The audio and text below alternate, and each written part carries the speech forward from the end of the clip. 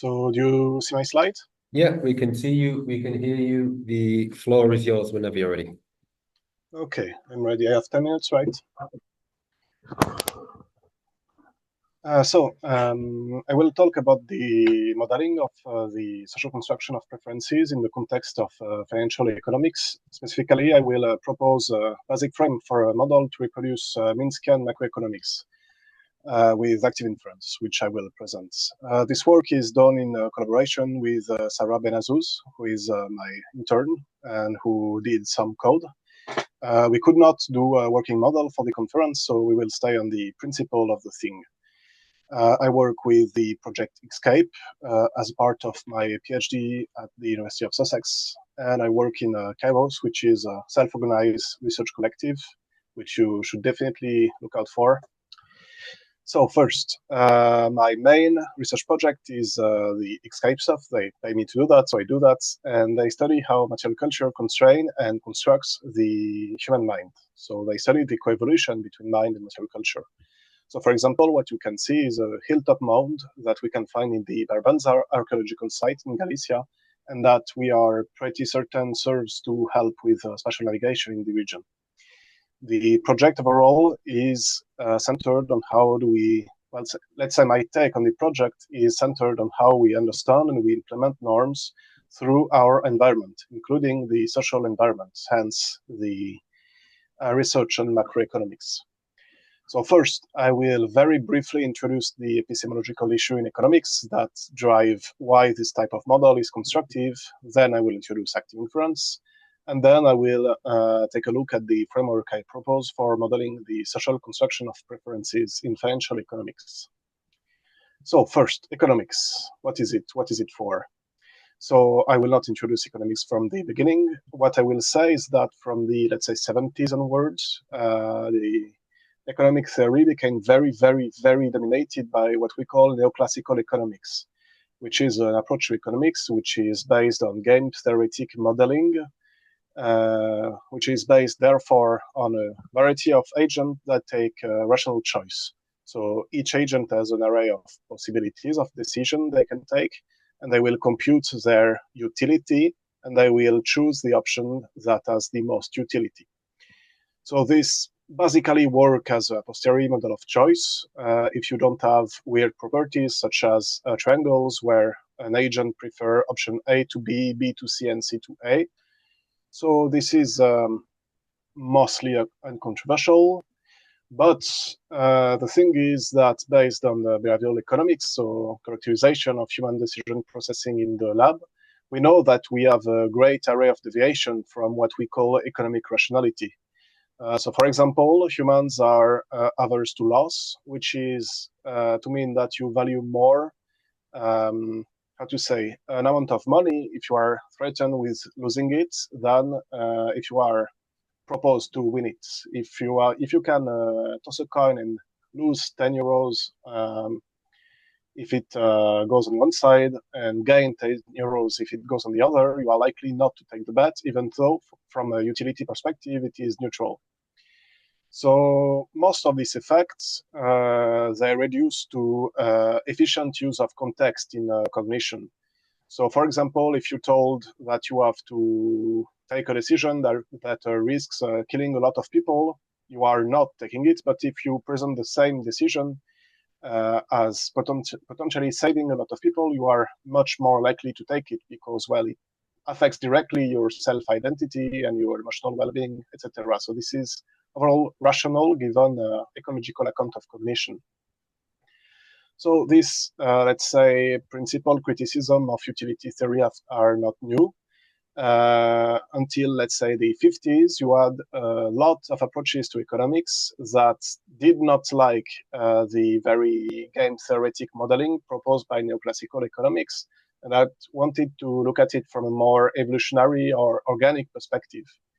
And one example of this approach is Joseph Schumpeter, who is the founder of what is called evolutionary economics, which introduced the concept of creative destruction. So more on that later. I think that the framework of active inference is a pretty good fit to model more creative and open-ended approach to economics, and I will try to demonstrate why. So first, I need to explain what is active inference. Active inference is a model that is based in the tentative to account for cognition as a mathematical predictive process. So the core idea is that your brain performs Bayesian inference, which you probably know, but if you don't, this is the formula. This allows you to infer the probability for something to be the case, given that you observe a proxy of this thing. So, for example, what is the probability that my cat is there if I hear meowing? It's quite high then. The core argument that grounds active inference is that nested layers of neuronal activity organize in a way that performs Bayesian inference at a hierarchical scale. And because it occurs, you predict the causes for sensory stimuli, and you predict the causes for your own action. And so you construct in this way an integrated image of the world. And you are able to adaptively understand and navigate it. So the core thing that makes active inference quite authoritative, I'd say, in cognitive neuroscience is that there is a proxy of Bayesian inference, which is the minimization of irrational free energy, which was demonstrated to be a general properties of the chemical system under quite non-constrained consequences. So the active inference approach consider that the brain actually does rational free energy minimization across scale, and because it does that, it maximizes the Bayesian coherence of sensorimotor states with prior belief. So you are going to see things that you expect, and you are going to do things that bring about state of the world that you expect. This is the core idea. And center of this is that you do not passively react to stimuli. You go looking for things in the world, either information or action, that allow you to maintain a coherent model of the world, that allow you to maintain a minimal action-rated presentation that enable you to navigate the world adaptively.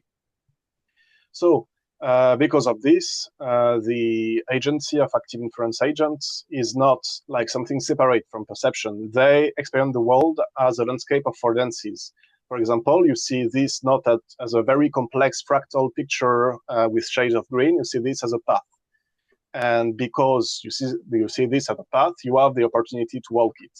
And this entails the dissolution of agency, or more precisely, its integration in how you perceive things. And specifically, when you look at social agents, you have a construction of shared landscapes of affordances that embed your perception of things in what you expect people around you to do or to perceive things as. It was quite abstract. Let's get back on the modeling. So from this ground, I believe that we can build a meaningful framework for the modeling of the social construction of preferences. More specifically, the financial instability hypothesis that was theorized by him and Minsky. The core argument is that when markets are unstable or untrustworthy, people have pretty conservative investment strategies, but as markets grow stably, the more markets grow stably, the more you are likely to find speculative strategies that leave you insolvent if the market does not show continued growth. So our model is based on two core elements. First, a very basic model of financial markets where you can borrow money and you can broadcast or accept offers for buying and selling a given array of stocks. And second, an assembly of agents implemented in PyMDP, which is a computational architecture that does active inference, which will engage in these markets while updating their preferences adaptively.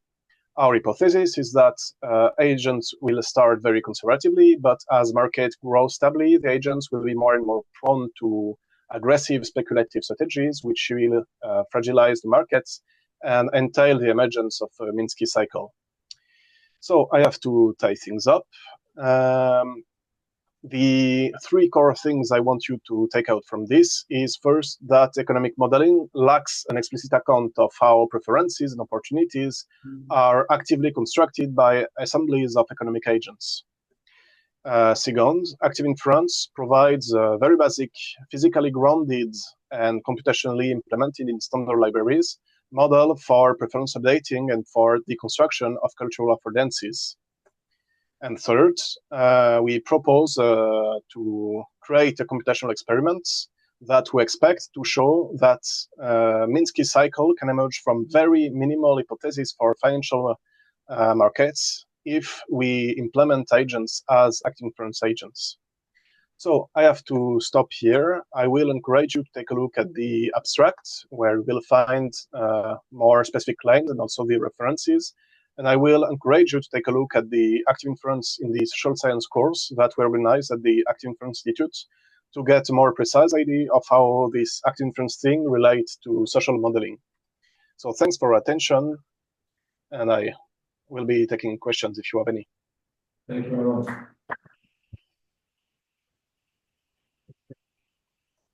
Any questions? No. Oh, can you hear me? I can hear you, but poorly. Oh, okay, 1 second. I need to make sure this is working. Oh, can you hear us? Yeah, this is okay. Oh.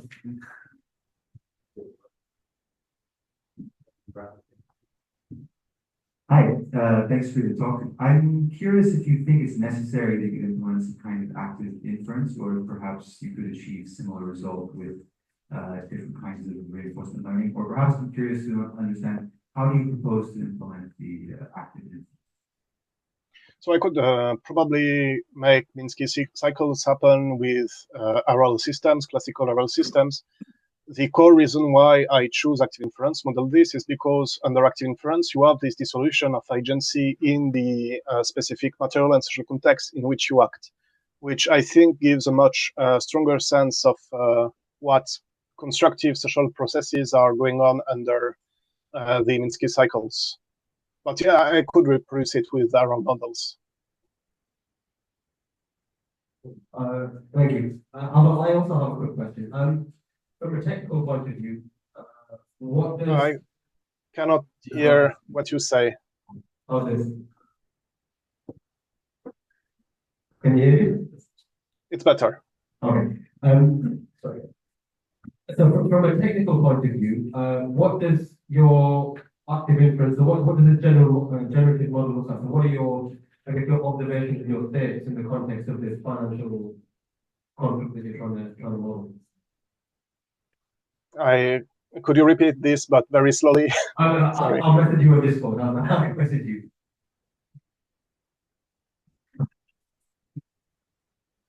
Avel, can you hear me now? Yes. I'll message you on Discord. Don't worry.